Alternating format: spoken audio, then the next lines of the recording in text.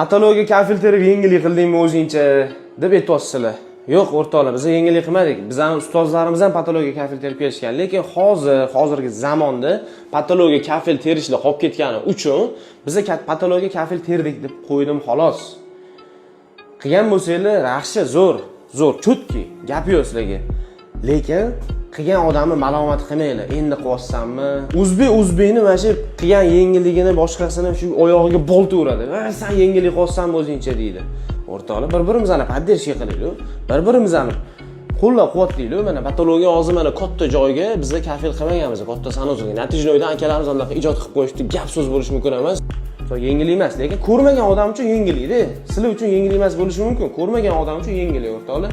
Bizda mana sanozini chotki qilib chiqarib qo'yganmiz, 95-90% xudo xolisa, maksimal harakat qilganmiz, qo'ldan kelgancha chiroyli qilib bitirishga, konvertga bitta baho berib qo'yasizlar. Mana shunaqa xizmatda qiziq bo'ladigan bo'lsa, Shaxtayl servis jamoasiga murojaat qilasizlar. To'liqroq formatda bu sanozini ko'rmoqchi bo'lsangiz, profilga obuna bosib qo'yinglar. Yaqin orada bu yerda xudo xolisa qo'yamiz. Sog' bo'lasizlar. Salom.